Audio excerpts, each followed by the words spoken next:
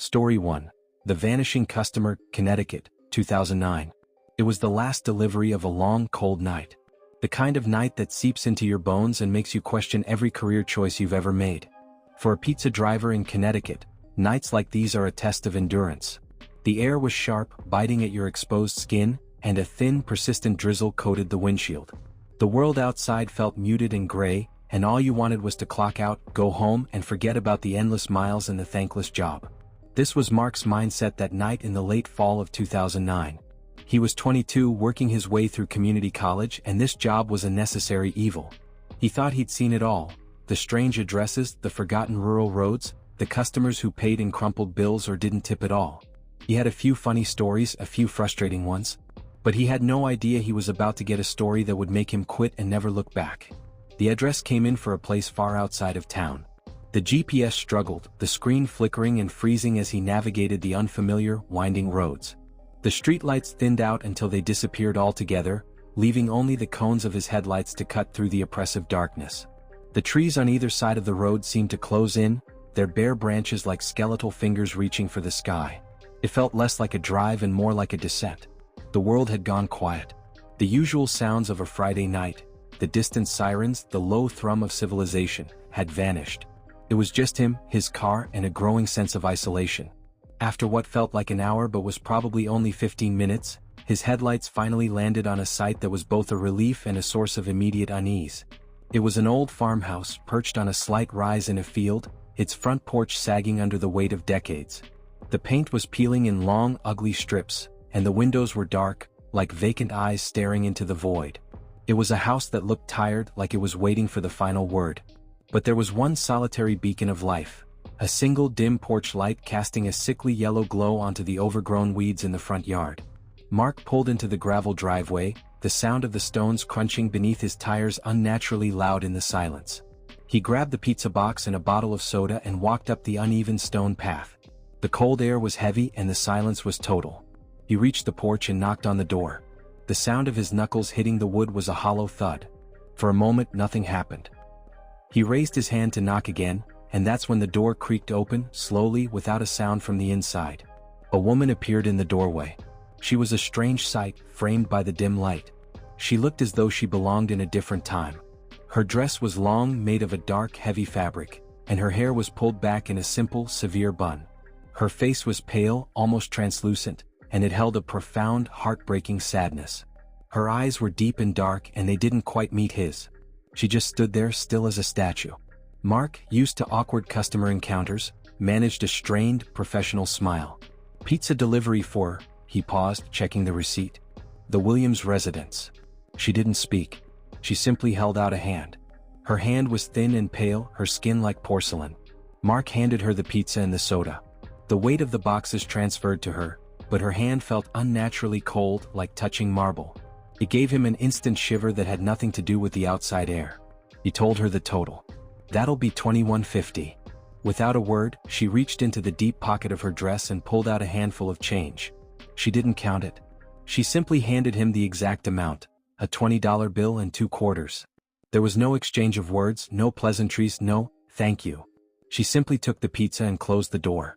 The moment the latch clicked shut, the porch light went out, and the house was plunged back into a suffocating darkness. Mark stood there for a beat, completely unnerved. It was one of the weirdest transactions he'd ever had. But a job was a job. He shrugged it off, assuming she was just a private, eccentric person. He turned and headed back to his car, feeling the cold air grow even colder. But as he reached for his car door handle, something caught his eye. A small, square shape on the front porch. His heart dropped. It was the pizza box, still sitting there, right where he had handed it to her. She never took it inside.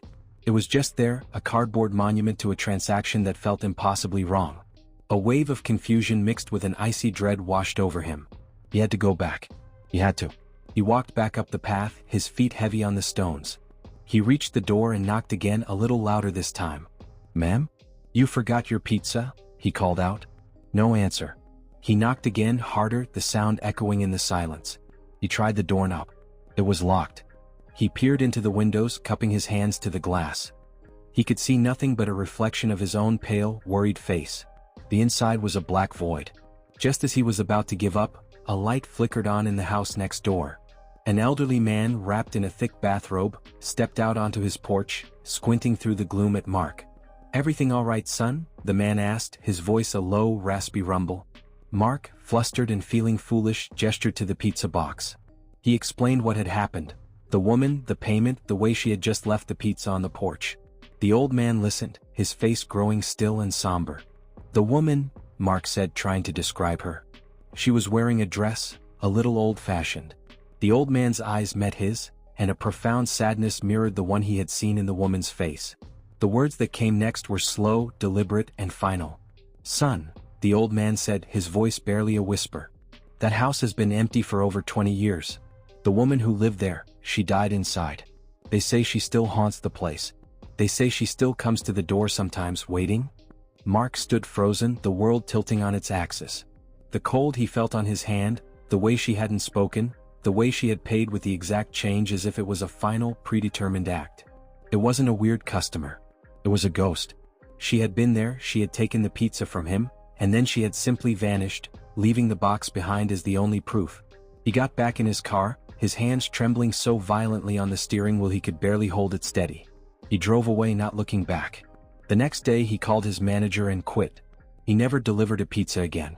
He later said that the worst part of it all wasn't seeing a ghost, but the terrifying feeling of not knowing if he was delivering to the living or the dead, and the realization that the living and the dead might walk in the same places, waiting for a final delivery. Story 2, The Shadow at the Door, Texas, 2015. Working as a delivery driver in Texas, you get used to the long roads. The state is so massive that a 10-mile trip can feel like a journey to another planet, especially after dark. You're out there, just you and your headlights, surrounded by a silence so vast it feels like a presence itself. It's a job where you think you've seen it all: the strange backroads, the lone houses with a single light on, the weirdos and the characters. But you never really see it all. Not until a night like this. This story comes from a guy named Leo, a delivery driver in the summer of 2015, on a routine call that turned his world upside down. The delivery came in late, right as the sun had finally dipped below the horizon, taking the brutal Texas heat with it. The address was a place in the middle of nowhere, just as the customer service rep had warned him. His GPS gave up about 5 miles in, its robotic voice telling him to turn onto a road that no longer existed.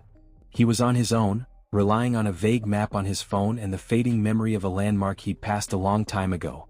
The paved road turned to cracked asphalt, then to a dirt track that kicked up dust with every turn of his tires. His cell service bars dwindled, then vanished completely. He was alone, isolated, and with no way to call for help if anything went wrong. As he drove on, the world outside the car became a canvas of blacks and grays. The air was thick with the droning hum of insects, a constant irritating static that filled his ears. The headlights cut through the darkness, illuminating nothing but scrub brush and fence posts that seemed to go on forever. It was a beautiful, terrifying emptiness. And then he saw it. Perched on a small hill, the headlights found a dilapidated trailer home.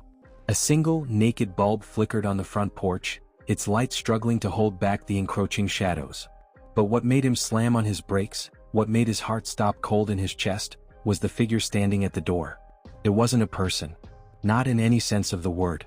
It was a tall, impossibly thin shadow. It was so dark, so black, that it seemed to absorb all the light around it. It was like a hole torn in the night itself, a two-dimensional silhouette that stood perfectly still, almost as if it were carved out of pure absence. It wasn't moving. It was just there, like it had been standing there since the beginning of time, waiting for something or someone. Leo's mind raced, desperate for a logical explanation. Was it a prank? Some weird, life-sized Halloween decoration? But there was no detail to it, no texture, no clothing. Just a shape, a presence that made the hair on the back of his neck stand on end. He had a job to do, a pizza to deliver. He told himself to just ignore it, to treat it like a bad joke. He drove the rest of the way up the gravel driveway, his eyes fixed on the figure. As he got closer, a distance of maybe 30 feet, something happened that defied all logic. The shadow didn't move. It didn't run. It began to ripple, to lose its form. It wasn't fading, it was melting. It flowed into the wall of the trailer, merging with the shadows and the flickering light until it was gone. Just gone. It was a movement so unnatural, so fluid and impossible, that it shattered any notion he had of it being a solid object. Shaken, Leo killed his engine and sat there for a long moment, the silence of the night pressing in on him. Had he just imagined that? Was he seeing things from exhaustion? He took a deep, shaky breath, grabbed the pizza and walked up to the door. He knocked, his knuckles trembling slightly. The door opened and a man answered. He was completely normal. A plain t-shirt, jeans, a tired smile. He looked like an ordinary guy, no different than anyone else Leo had delivered to. "Hey man," Leo said, his voice a little strained. "Got a pizza for, Mark?" The man Mark took the pizza box. And as the transaction took place, Leo couldn't help himself. He had to know. The image of that impossibly tall, dark silhouette was burned into his mind. He just had to ask. "Hey, sorry if this is a weird question," Leo stammered, "but was there like another guy at the door a minute ago? Like a really tall guy?" The man froze. The easy, tired smile vanished instantly. His eyes, which had been so normal a moment ago, widened with a mixture of fear and profound sadness. He looked up at Leo, his grip on the pizza box tightening. "What did you say?" the man asked, his voice a low whisper. "I don't know," Leo said, his heart pounding. A shadow. A tall shadow. It was standing right here, at the door. "I saw it, it just melted into the wall." The man swallowed hard. He didn't deny it. He didn't laugh it off as a joke. His face contorted, a tidal wave of grief and resignation washing over it. "You saw him too?" he whispered, his eyes searching Leo's face, desperate for confirmation. "He's been here, ever since my brother died. He never leaves. He just stands there. My brother was a big guy. I think it's him. Or what's left of him." The words hung in the air, heavy and chilling. It wasn't a monster. It was a ghost. A remnant of a lost life, still standing guard, waiting at the door. Leo didn't need to hear anything else. He backed away slowly, turning on his heel and retreating as fast as he could. He didn't say goodbye. He just ran. He got back into his car, hands shaking on the steering wheel, and didn't stop until he was back in the glow of the city lights. He never went back to that part of town. He quit his job a few weeks later. Because he couldn't shake the memory of the shadow. Not a monster, not a ghoul, but something so much more terrifying. A presence born of sorrow, an eternal vigil that proved some people never truly leave their home even after death. He had not delivered a pizza to a living man.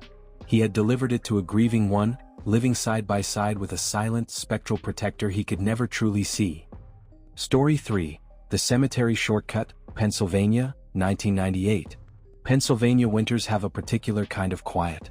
A heavy, peaceful hush that descends with the snowfall, blanketing the world and muffling all sound.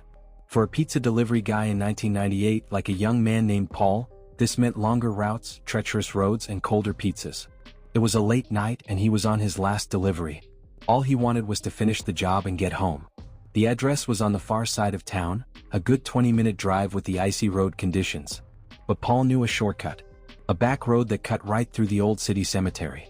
It was a well-known path, mostly used by locals. People said it was creepy, but 10 minutes saved on a cold, long night was a powerful motivator. He pulled off the main road and onto the smaller, unpaved one that led to the cemetery gates.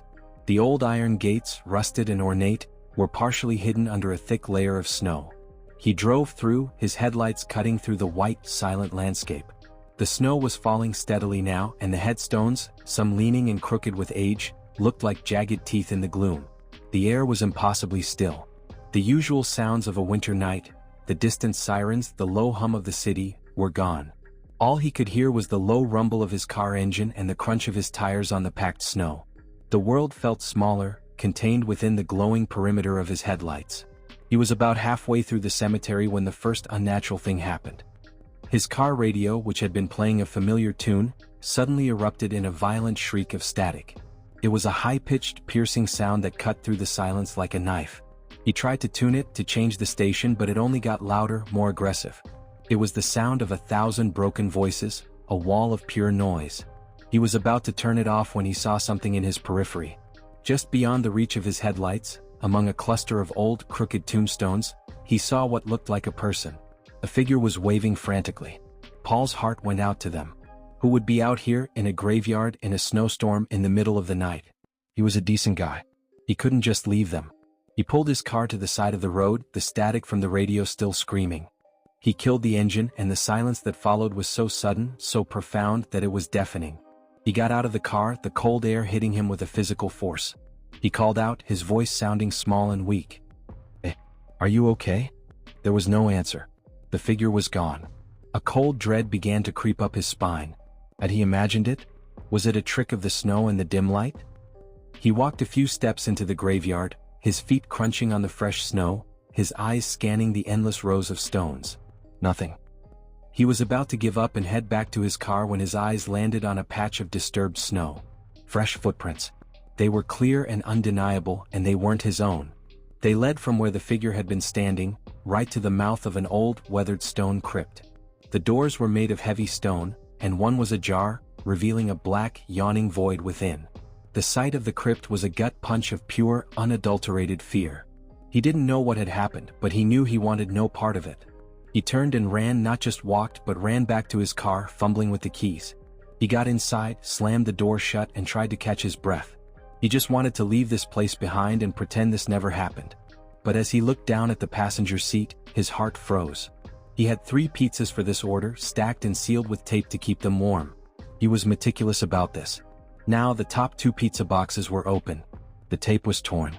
The lids were slightly ajar, as if someone had pried them open, looked inside, and then left them. He felt a wave of nausea.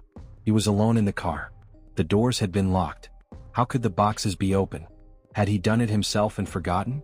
It didn't feel right. He was certain he had sealed them. The open boxes felt like a violation, a chilling sign that whatever was out there had been in here. He started the car and sped out of the cemetery, his foot heavy on the gas, the tires spinning on the packed snow. He didn't stop until he reached the customer's house. He hurried to the door, handed over the pizzas, and muttered a quick apology for the delay. The customer, a kind-looking woman, took the boxes. She opened one to check, and her smile faded. She looked up at him, puzzled. "Oh," she said, her voice a mixture of confusion and disappointment. "These are ice cold.